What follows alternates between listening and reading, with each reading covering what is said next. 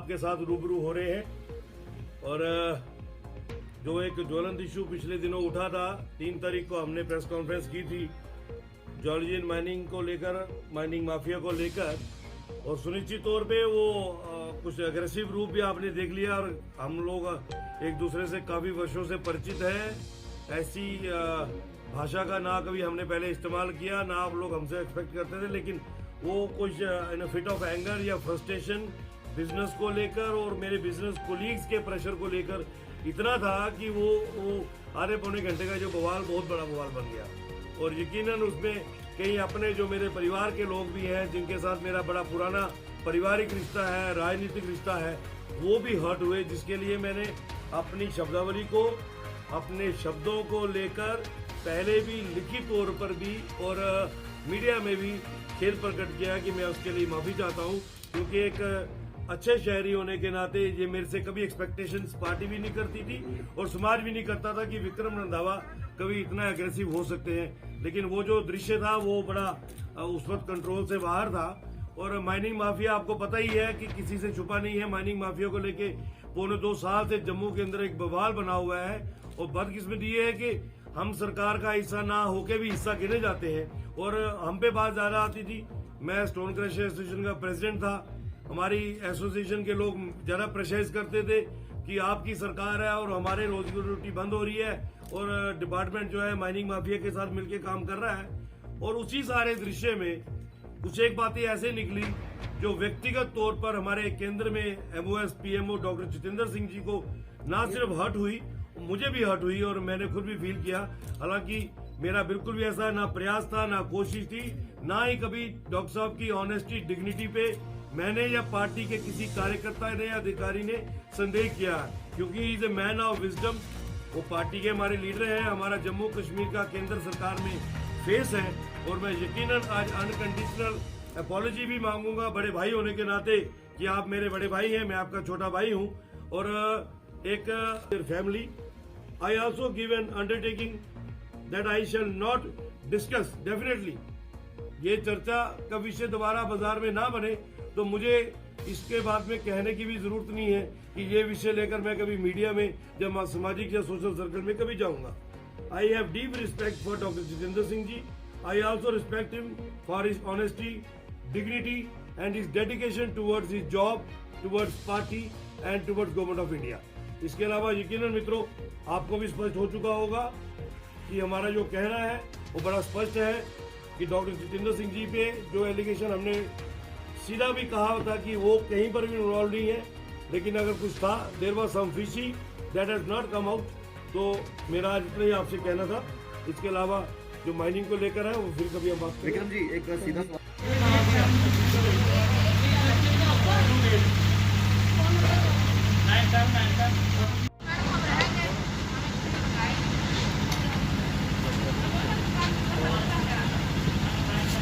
यहाँ पर कोविड-19 को वैक्सीन लगनी थी ड्राइवर कंडक्टर को, आज जो है प्रोसेस शुरू हो चुका, क्या कहेंगे? ये चौथा दिन है वैक्सीनेशन का।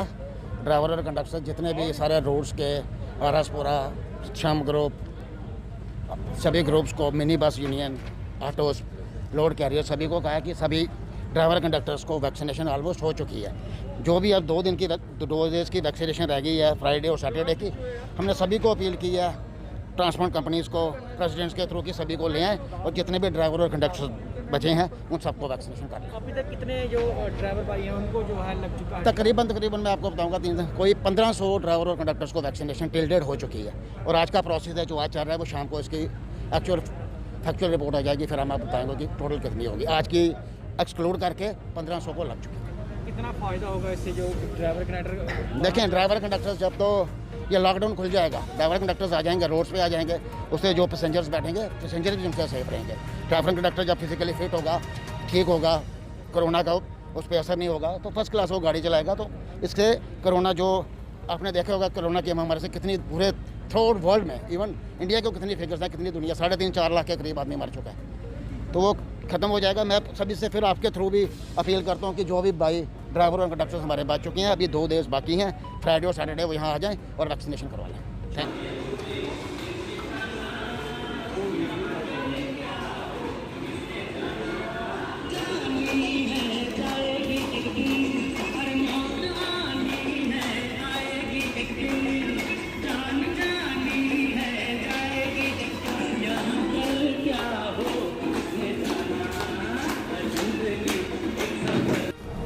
आज आप लोगों ने यहाँ पे पेशेंट के लिए के बाद का प्रोग्राम लगा किस तरह का जो माइंड में आया, क्या आइडिया था? ये जब से हमारा ये कोविड स्टार्ट हुआ है तो हमारे पास पेशेंट आए हैं। जब से हम पहले बड़े डरे हुए थे क्योंकि बहुत सिक पेशेंट आए थे, हमारे दिल में भी एक दहशत थी, लेकिन हम लोगों ने इतनी केयर की इनकी कि कल से परसों से हमारे सारे पेशेंट डिस्चार्ज होके जा रहे हैं। ऑलमोस्ट 20-22 पेशेंट हमारे डिस्चार्ज हो रहे हैं। तो हमने इसी खुशी में आज एक एंटरटेनमेंट प्रोग्राम रखा था क्योंकि हमारे पेशेंट भी बड़े खुश थे कि हम यहाँ आए हैं और हमें बहुत अच्छा ट्रीटमेंट मिला। तो इसलिए आज स्टाफ ने मिलकर एक प्रोग्राम रखा था ताकि हमारे पेशेंट बिल्कुल खुश होकर घर जाएँ। आप खुद 3 टाइम पॉजिटिव रहे हैं, फिर भी आज जज्बा जो देखने मिला, किस तरह का आइडिया आया और क्या? सर पॉजिटिव तो होना ही है। अगर हम यहाँ काम करें पॉजिटिव नेगेटिव तो हर किसी के साथ लगा। अगर पूरी दुनिया हो रही है, हम तो फ्रंटलाइन हेल्थ केयर वर्कर हैं, हम में तो पॉजिटिव होने के ज़्यादा चांसेस हैं। लेकिन एक जज्बा अगर अंदर हम जाके पेशेंट्स के साथ इंटरटेनमेंट उनको अगर इंटरटेन कर रहे हैं तो उनका जज्बा ज़्यादा बढ़ता है। हॉस्पिटल के प्रति के जैसे लोगों ने नेगेटिविटी फैलाई हुई है कि हॉस्पिटल में ट्रीटमेंट नहीं हो रहे, हॉस्पिटल में स्टाफ केयर नहीं कर रहा, हर कोई अपना बेस्ट दे रहा है, सिस्टर्स अपना बेस्ट दे रही हैं, एक सफाई वाले से लेके ऊपर एडमिनिस्ट्रेशन तक सारे अपना बेस्ट दे रहे हैं। ये अगर किसी की डेथ होती है वो ऊपर वाले का एक लिखा होता है कि डेथ होनी है, क्योंकि जिसका भगवान ने लिख दिया उसको बचाना बड़ा मुश्किल हो जाता है। लेकिन फिर भी एक हेल्थ केयर वर्कर की पूरी 100% कोशिश होती है कि उसको बचा के रखें। मैं कहती हूँ गॉड ब्लेस ऑल पेशेंट, सारे ठीक होकर यहाँ से जाएँ। हमारे सारे पेशेंट 20-22 पेशेंट हमारे ठीक होकर रिकवर होकर चले गए हैं, आज भी डिस्चार्ज हो रहे हैं। हम अपना काम बेस्ट दे रहे हैं, बेस्ट देते रहेंगे। इनको भगवान, मैं कहती हूँ ये कोरोना महामारी जो आई है, सबसे पहले इसको भगवान इस बीमारी को दूर कर दे ताकि लोग सारे जो परेशान है घरों में वो परेशानी हट जाए। बाकी और कुछ नहीं मैं बोलना चाहूँगी।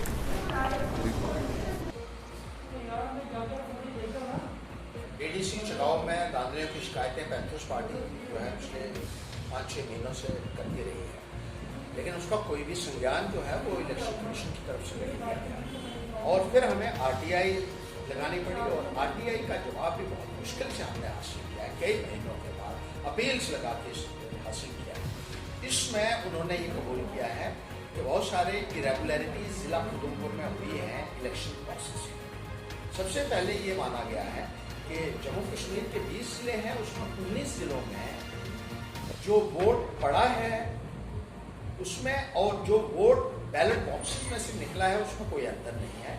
लेकिन जिला उधमपुर एक ऐसा जिला है जहां वोट जितना पड़ा है उसमें और जो वोट बैलेट बॉक्सेस में से निकला है उसमें अंतर पाया गया है। कहीं ज्यादा वोट पड़ा था लेकिन बैलेट बॉक्सेस से कम वोट निकल रहा है, कहीं कम वोट पड़ा था पोलिंग डे को, लेकिन जब बैलेट बॉक्सेस खुलेंगे तो वहां से ज्यादा वोट निकल रहे हैं। तो ये अपने आप में एक सबूत है किस तरीके से उधमपुर जिला में धांधलियां हुई हैं।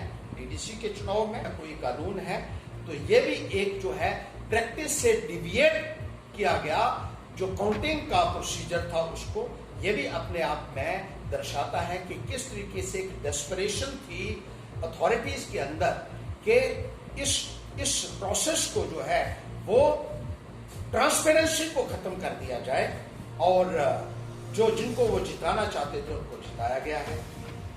ऐसा कहा जा रहा है उधमपुर में कि 3-3 हजार वोट हर डीडीसी कॉन्स्टिट्यूंसी में नकली डाला गया है, ये चर्चा है लोगों के अंदर। और 2 सीटें जो हमारी निकली हैं जिला उधमपुर में उसमें हमारी लीड यकीनन 3000 से ज्यादा थी तभी वो निकल गई और बाकी जगह पे हमें कहीं 7 वोटों से 15 वोटों से 40 वोटों से हराया गया है, जोर जबरदस्ती से हराया गया है और जमहूरियत की धज्जियां उड़ाई गई हैं। लोगों के साथ एक मजाक हुआ है, ये लोगों के मत के साथ एक विश्वासघात हुआ है। ये पॉलिटिकल पार्टीज के साथ मजाक नहीं है, ये लोगों के वोटों के साथ एक मजाक हुआ है और इसके लिए स्टेट इलेक्शन कमीशन को और जिला उधमपुर का जो इंतजामिया रहा है उसको लोगों को जवाब देना होगा। और हम इलेक्शन कमीशन ऑफ इंडिया से अपील करना चाहते हैं कि स्टेट इलेक्शन कमीशन के अधिकारी। मेरे साथियों, जैसे कि हमारे पार्टी के स्पोक्समैन वीरेंद्र सिंह ने आपको बड़ी डिटेल से हेल्थ डिपार्टमेंट की जो नाकामियाँ उसको बताया है, उसके साथ ही मैं ये चाहूँगा कि एलजी साहब और बाकी एडमिनिस्ट्रेशन उन लोगों के बारे में भी सोचे जो इस कोविड की वजह से सफरिंग कर रहे हैं और कम से कम उस गरीब आवाम की तरफ उनका ध्यान जाए जो आज गरीबी की वजह से त्राही त्राही कर रहे हैं। तो मैं आज इसी के ऊपर बात करूंगा और आपके सामने जो लोगों से हमें जो शिकायतें मिल रही हैं और जो हम तक जो कांटेक्ट करते हैं लोग कि हमारे बारे में भी सोचा जाए, उनमें सबसे बड़ी बात आज ट्रांसपोर्ट की है कि हमारे ट्रांसपोर्ट जो साथी हैं वो पिछले 1.5-2 महीने से घर पे ही बैठे हैं। उनसे पहले भी गवर्नमेंट के साथ कुछ किराए के लेने की बात हो रही थी, उस वक्त भी वो स्ट्राइक पे थे और उसके बाद जो कोविड ने उन्हें घर बैठने पे मजबूर कर दिया, मगर किसी भी गवर्नमेंट दायरे में उनके बारे में नहीं सोचा। पिछले साल भी उनको एक साल घर पे बैठना पड़ा और किसी की तरफ से भी उनको रिलीफ नहीं मिली, चाहे वो बैंक की तरफ से हो, चाहे गवर्नमेंट ने कोई एड देने की कोशिश की हो, कहीं भी नहीं हुई। तो मैं एलजी साहब से ये करूँगा कि ऐसे JNK का ट्रांसपोर्ट तो बिल्कुल ख़त्म हो जाएगा। वो लोग कहाँ जाएंगे? आए दिन तो वो आपसे बात करते हैं मगर कोई भी सुनवाई करने को तैयार नहीं है। तो हम उन साथियों की तरफ से आपको कहते हैं कि खास कर उनके लिए कोई पैकेज घोषित किया जाए। ट्रांसपोर्ट है, जो ऑटो चलाते हैं वो लोग, जो रेडी वाले लोग हैं, जो फड़ी वाले लोग हैं, उनकी तरफ कहाँ ध्यान है? बाहर की स्टेटें कम से कम 5,000 दे रहे हैं, कोई 2,000 दे रहा है। तो हमारी एलजी साहब से गुजारिश है कि उन लोगों के लिए क्या है, जो गरीब लोग हैं, उनके घर चलाने के लिए आपके पास क्या पॉलिसी है? आज कोविड का दौर इतनी, आप जाके ऐसा कुछ नहीं शो करते जिसकी वजह से कोई प्रॉब्लम हमें क्रिएट हो। भाई क्रिएट तो होगी जब प्रेस वाले लोग कोई गरीब आदमी की आवाज़ सुनाएंगे, किसी मरीज की आवाज़ सुनाएंगे कि उसको ना मिल रहा है दवाई, ना उसको मिल रहा है वैक्सीन, तो वो उसकी आवाज़ नहीं उठाएंगे। हॉस्पिटल में अंदर कोई प्रॉब्लम आती है तो वो जा नहीं सकते। ये कौन सा काला कानून यहाँ पर लागू हो रहा है? तो हम ये कम से कम ये कहना चाहते हैं कि प्रेस की आवाज़ को ना दबाया जाए, कम से कम उनकी भी आवाज़ को उठाना चाहिए। तो हम प्रेस वाले भाइयों के साथ हैं और उस गरीब आवाम के साथ हैं जो आए दिन हमें फ़ोन करते हैं कि जनाब हमें वैक्सीन उस इलाके में नहीं मिली। पहले तो हमें 4-5 दिन बुलाया जाता है, अब वो भी नहीं। तो एलजी साहब से कहेंगे कि हमारी स्टेट के लिए स्पेशल एक पैकेज निकाला जाए और वैक्सीन के लिए जो 18 से 44 है उसके लिए प्राइम मिनिस्टर साहब से रिक्वेस्ट करनी चाहिए कि जो हमारे लोग यहाँ पर जो लोग हैं वो खरीद नहीं सकते। हमारी इकॉनमी हमारे JNK की इतनी ज़्यादा नहीं है, ना वीकर सेक्शन इतना पावरफुल है कि वो बाहर से 5,000 रुपये की या 500 रुपये की वैक्सीन लेगा। तो कम से कम उनको जो वैक्सीन है वो देनी चाहिए और कम से कम हमारी म्यूनसिपैलिटी उसको हफ्ते में कम से कम एक बार फॉग करना चाहिए। वो नजर ही नहीं आती है। म्यूनसिपैलिटी, हमारे मेयर साहब आए दिन यहाँ पर वो कुछ कर रहे हैं, यहाँ वो कुछ कर रहे हैं। मैं पूछना चाहता हूँ उन्होंने फॉग के लिए जो सैनिटेशन जो सिस्टम है उसके लिए क्या कर रहे हैं? वो सब्जी मंडी में कितनी बार किया है, बस स्टैंड में कितनी बार किया है, जहां लोगों की वैक्सीन लग रही है वहां कितनी बार किया है? तो कुछ नहीं हो रहा। आज खाली लीपापोती हो रही है। गवर्नमेंट की तरफ से हमें बड़ी निराशा से ये कहना पड़ता है कि जिन लोगों का आज फर्ज सामने फ्रंट लाइन पे खड़ा होने का था वो बैक लाइन पे खड़े हो गए। और बड़े बड़े लीडर जो आज घरों में घुसे हुए हैं वो क्या कर रहे हैं? 5 MP हैं जो हमारे, एलजी साहब ने एक बार भी कोशिश नहीं की कम से कम उनसे ही बात करके एरिया वाइज पूछ लिया जाए कि क्या हो रहा है आपके इलाके में। एक बार मीटिंग नहीं हुई है। और पॉलिटिकल पार्टी के साथ तो एक बार भी एलजी साहब को कोशिश भी नहीं की कि उन लोगों की भी राय ली जाए इस महामारी में क्या हो सकता है, क्या नहीं करना चाहिए। वो ज़्यादा आपको लीडर बता सकते हैं। एक बार भी उन्होंने बुलाने की कोशिश नहीं की। हर आवाज़ को दबाया जाता है तो कहाँ डेमोक्रेसी? अगर ढिलाई कर देगी तो थर्ड वेव क्या कहर पाएगी? जो इतना कहर पड़ रहा है तो थर्ड वेव में क्या होगा, इस बात को सोचते ही रोकड़े खड़े होते हैं। हेल्थ डिपार्टमेंट सोया है, बाकी डिपार्टमेंट भी सोए हैं। जी, आप कहाँ के रहने वाले हो? राजौरी के। तो तहसील कालाकोट। तो घर से अब कब निकले हो? 1 महीना। तो ये जो आपकी ज़िंदगी है इसमें काफ़ी मुश्किलात आती हैं। उन मुश्किलात को आप कैसे बसर करते हो, कैसे उन्हें आप अपने अंदर संभाल लेते हो? क्या करें सर, हमारे लिए तो गवर्नमेंट भी कुछ नहीं कर रही। बोल रही थी वैक्सीन देंगे फ्री, ये करेंगे वो करेंगे, उसमें कुछ हमको मिला नहीं आज तक।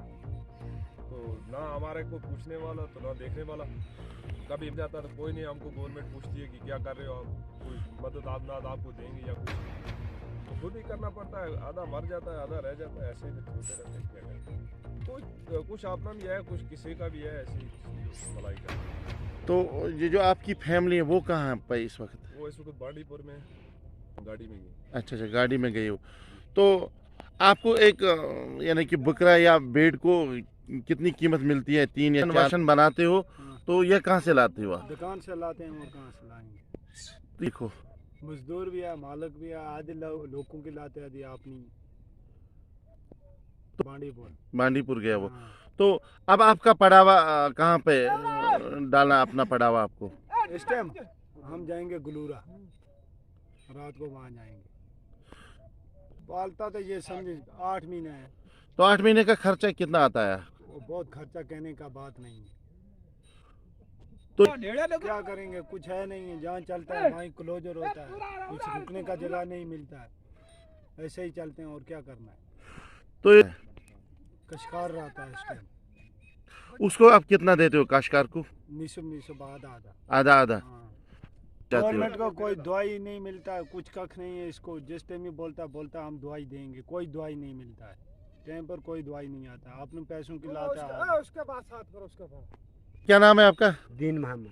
दीन मोहम्मद, ये जो आप भेड़ बकरियां पालते हो, इसमें आप खुश हो? हैं? खुश है तो कुछ नहीं। फिर आप क्यों पालते हो जब आपको कुछ नहीं मिलता है? क्या करेंगे, पेट तो पालने, पेट तो पालने ना, क्या करें। कोई दवाई नहीं, कोई वैक्सीन नहीं, कोई कुछ नहीं है। और जोरी एक बार एक अफसर ने बोला 31 मार्च से पहले मुफ्त की वैक्सीन लगेगी। मार्च, अप्रैल, मई, जून लग गया, कोई अभी कुछ टैप्स लगेंगे माल को, ये होगा वो होगा, तो कुछ नहीं देती।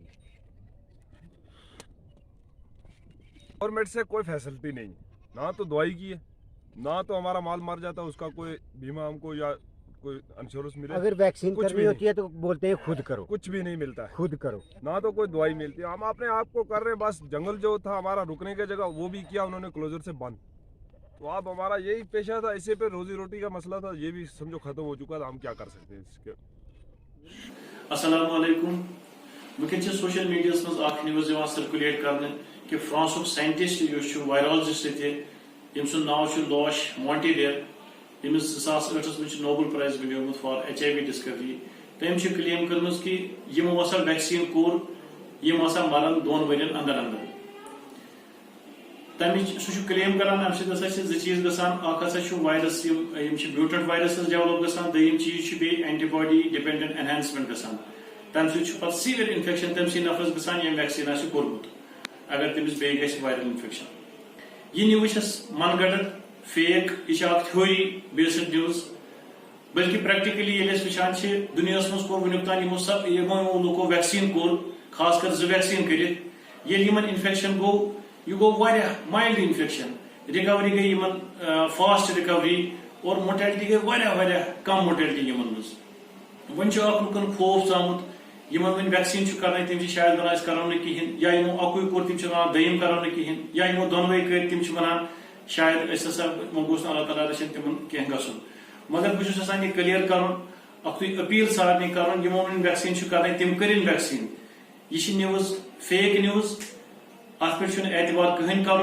यमो वैक्सीन कोर तम रूजन बिला खौफ इत्मीनानस मज, तम प्रोटेक्टेड। और यमन वैक्सीन कर तम नीरन वैक्सीन कर खतर तम रूजन बिला खौफ। अल्लाह ताला कुन दस्ते गो दुआ कि अल्लाह ताला दीन यम कोविड की वबा नश नजात, बे थन पे हिफ्ज अमानस मज।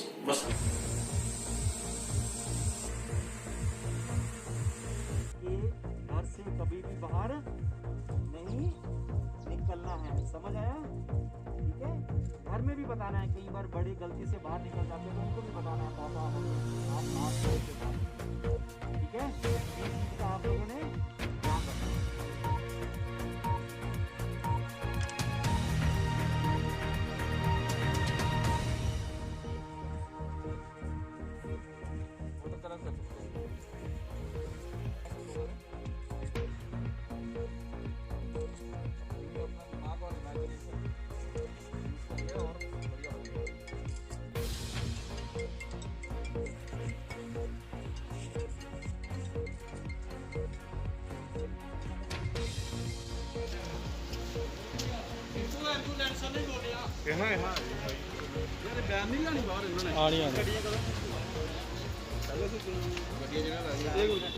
सारे ही साल सुनता कोई नहीं ना।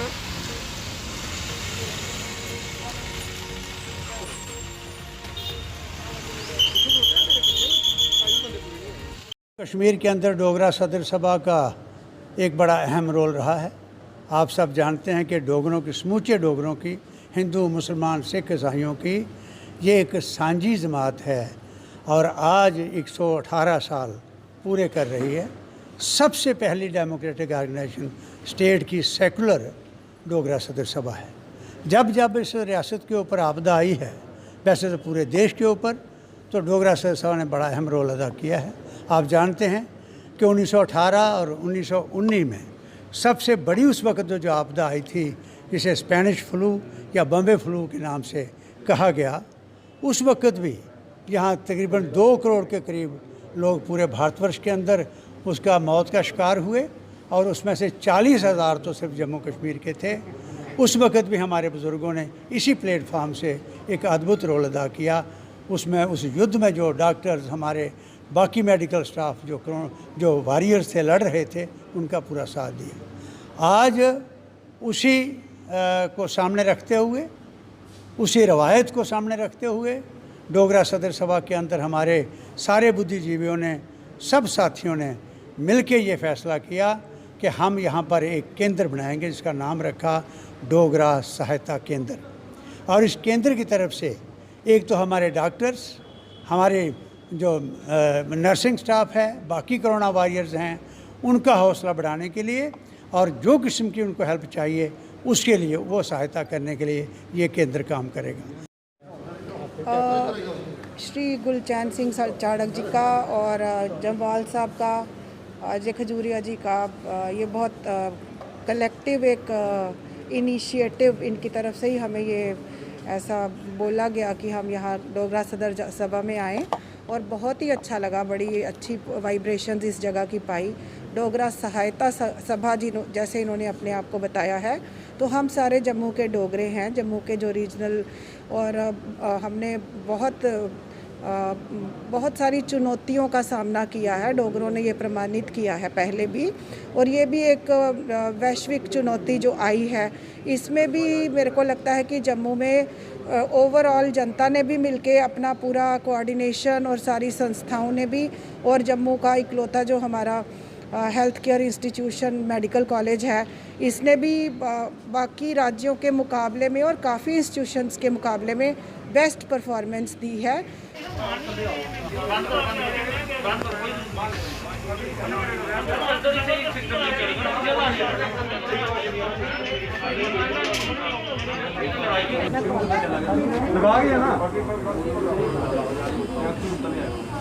फोन नंबर बोलो।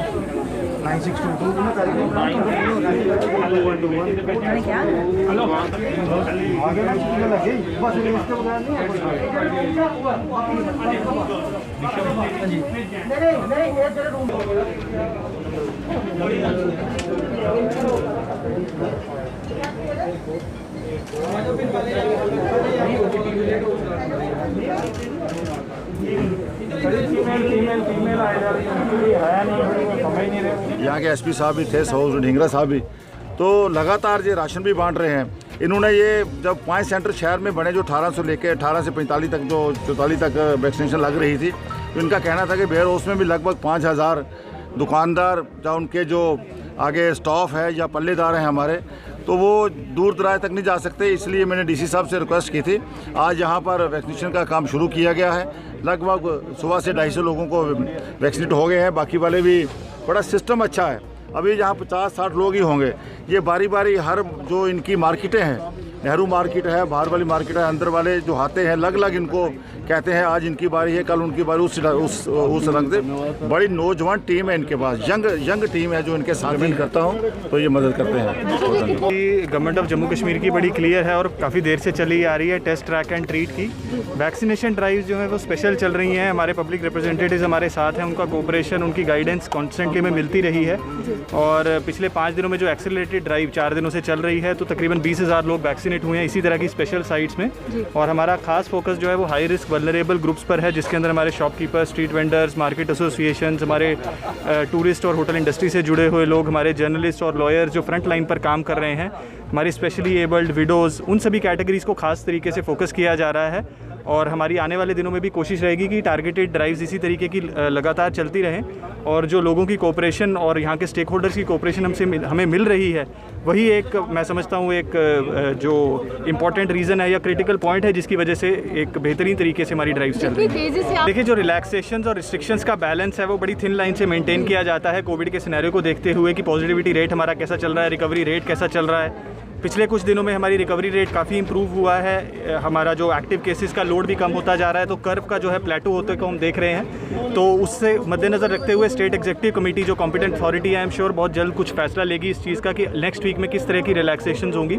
जिस तरह की गाइडलाइंस हमारे पास रिसीव होती हैं आने वाले 1-2 दिनों में, उसी हिसाब से हम धीरे धीरे अनलॉक की प्रोसीजर। देखिए, सबसे पहले मीडिया फ्रेटर्निटी को मैं शुक्रिया ज़रूर देना चाहूँगा, बिकॉज जितना भी डिस्ट्रिक्ट एडमिनिस्ट्रेशन हो, हमारे पब्लिक रिप्रेजेंटेटिव्स हो, रीच आउट एक लिमिटेड लेवल तक ही हो पाता है, बट जितना हमारे लोगों ने फ्रंट लाइन पर काम किया है, फ्रंट लाइन वॉरियर्स जिनको हम आज कहते हैं, हमारे मीडिया पर्सन्स, तो रिमोट कॉर्नर से भी, अब जम्मू की पॉपुलेशन सिर्फ जम्मू सिटी या अर्बन एरिया नहीं है, हमारे पास 16 लाख की आबादी है। चौकी चौड़ा, अखनूर, खोड़, मड, सुचेतगढ़, आरएसपुरा, अरनिया, हर एक इलाके से हमारे पास लोग आते हैं और हर एक लोगों की मुश्किलात उसी तरीके की हैं जहाँ जैसे यहाँ के लोगों की हैं।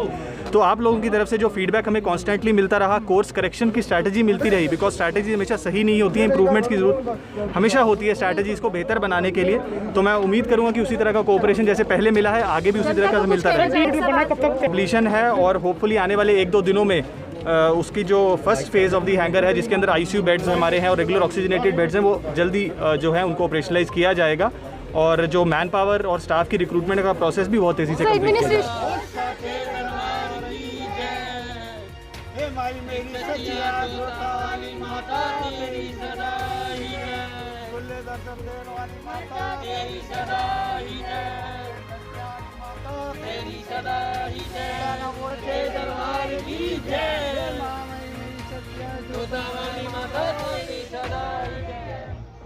मेरा नाम लिपिका खरबंदा है। हम लोग दिल्ली से आए हैं सारी फैमिली। मैं यही संदेश देना चाहूँगी, देखिए हमने भी अपने बहुत फैमिली मेम्बर्स लूज़ करे हैं, हम लोग भी इसके थ्रू गए हैं और बहुत डिफ़िकल्ट टाइम्स हैं ये।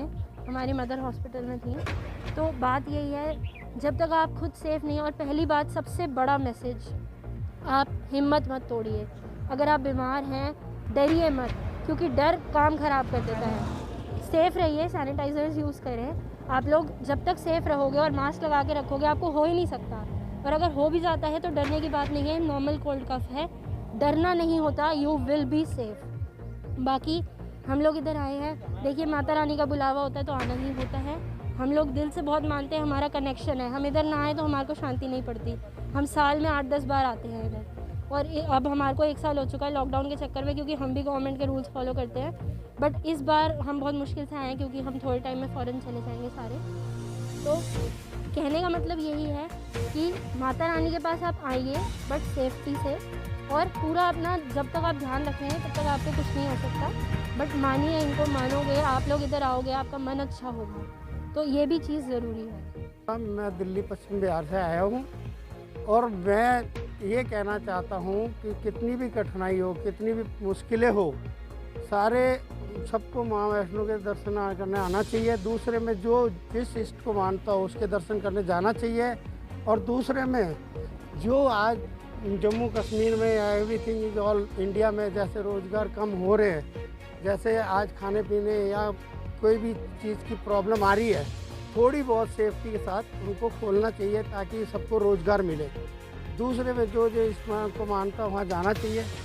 और कहने का मतलब यही है कि सबको रोज़गार मिलना चाहिए, और कठिनाइयाँ खूब आई लेकिन जाना चाहिए।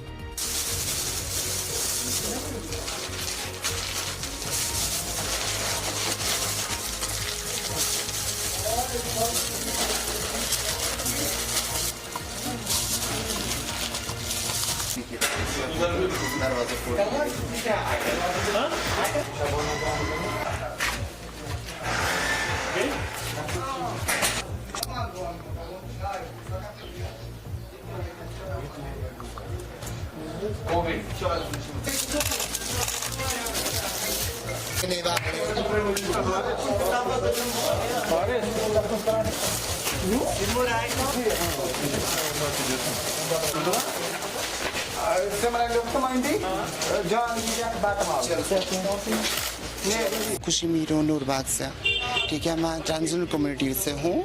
सो अभी के टाइम पे हम जो भाई है हमारे, लास्ट टाइम भी हमने बोला था Bemina youth, Uzair Dar, Junaid Mir and Haris जो हमारे भाई है, सो इन्होंने फंड्स जमा किया है ट्रांसजेंडर कम्युनिटी के लिए। मैं बोल रही हूँ सिमरन किन्नर, हमारे पास कोई गुजारा नहीं, कोई बख्तियार नहीं, कोई सहारा नहीं है। हम किन्नर हैं, यहाँ पे जितने भी तो किन्नर लोग हैं उनके पास कोई सहारा नहीं है। ये हमने तकरीबन 1-2 हफ्ते पहले शुरू किया and we are targeting across 400 transgender people in Srinagar. अभी हमने 100 कवर किए हैं। इस मसले से इनके भी मसले उजागर हो जो इस ट्रांसजेंडर कम्युनिटी को फेस होते हैं, तो अल्हम्दुलिल्लाह ये अच्छा है, इनको कवरेज मिल रही है, जो इनके मसले हैं वो हल होंगे अब।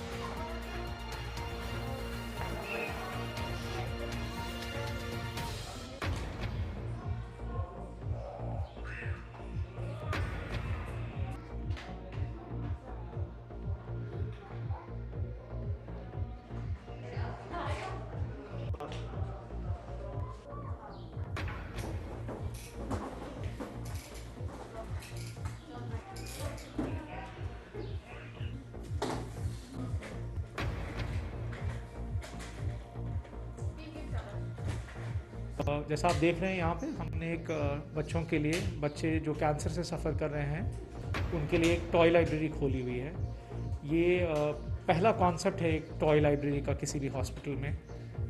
कैंसर तो दूर की बात है, लेकिन नॉर्मल हॉस्पिटल में भी एक टॉय लाइब्रेरी होना पहली बार है कहीं पे। तो ये थॉट हमारे पास आया 3-4 महीना पहले, जब हम ये देख रहे थे कि जो बच्चे हमारे वार्ड में होते हैं कैंसर की ट्रीटमेंट के लिए, वो बाकी टाइम पे बहुत ही डिप्रेस्ड और बहुत ही अकेले अकेले बैठे रहते हैं, कुछ करने के लिए नहीं होता है। So then everyone came up with this thought कि हमें एक बच्चों के लिए कोई स्पेस बनाना चाहिए जहाँ पे वो कुछ देर के लिए अपनी इस बीमारी को, अपनी इस प्रॉब्लम को भूल जाए। तो इस सिलसिले में हम नरगिस दत्त फाउंडेशन के साथ कनेक्ट हुए और उन्होंने हमें हैस्ब्रो इंडिया के साथ कनेक्ट किया, जिनकी तरफ से हमें इस टॉय लाइब्रेरी को बनाने के लिए टॉयज़ मैसर हुए हैं। इस टॉय लाइब्रेरी की वजह से बच्चों को 1 घंटा भी दिन में या 2 घंटा भी दिन में एक अच्छा टाइम मिले, आई थिंक हमारा मकसद इस टॉय लाइब्रेरी को क्रिएट करने का फुलफिल हो जाता है। बाकी हम शुक्रगुजार हैं डायरेक्टर स्किम्स।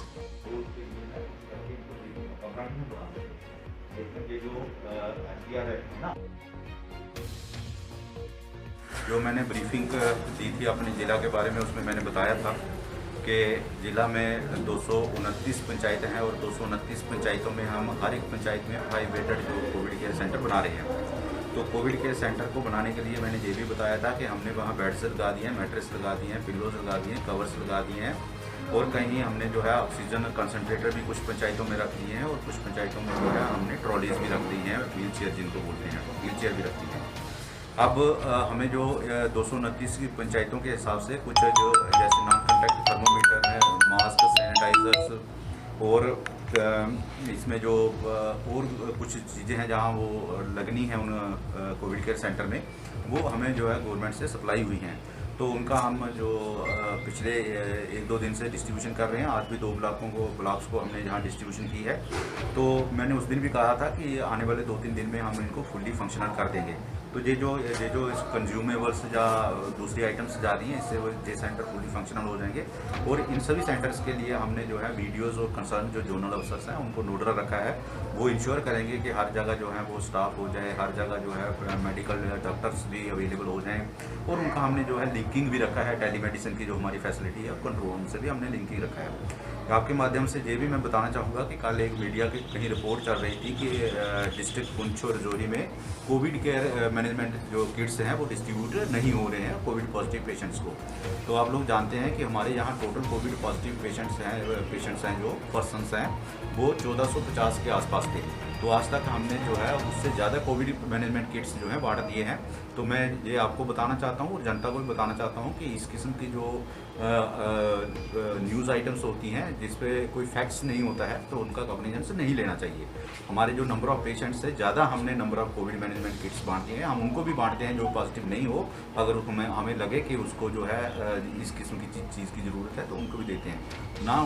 ना सिर्फ कोविड मैनेजमेंट किट्स, हमने जो है इम्यूनो बूस्टर्स जो ड्रग्स हैं हैं, मेडिसिन हैं आयुष की, वो भी बांटी हैं और हमने IEC मटेरियल में पैम्पलेट्स भी बांटे हैं। तो यही चल रहा है। हम जो गवर्नमेंट का जो एम्फेसिस है रूरल एरिया पे हम फोकस करेंगे, वहाँ से इन्फेक्शन को डिटेक्ट करेंगे। अगर जरूरत पड़ेगी तो लोगों को शहरों की तरफ ना आना पड़े, अपने ही गांव में अपनी ही पंचायत में रह के उसका इलाज करें, उसी पे हम जो है काम कर रहे हैं और आने वाले दिनों में ये सेंटर्स हम शुरू करेंगे।